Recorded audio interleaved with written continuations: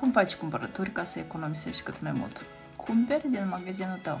Deci pe data din 1 luni am pus o comandă, asta e deja tradiția la mine, pe data din 1 pun comanda mea personală și haideți să vă arăt ce am primit.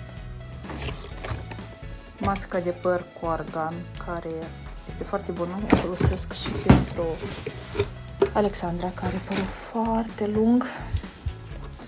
Gel intim cu lapte de măgăriță, gel intim cu, am luat mai multe, că am avut câteva și le-am vândut.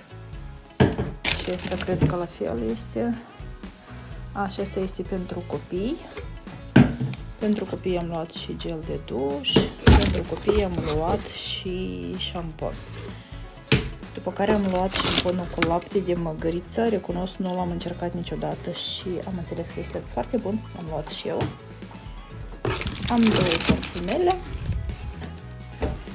Deci am scos tot deja. Două produse de curățenie.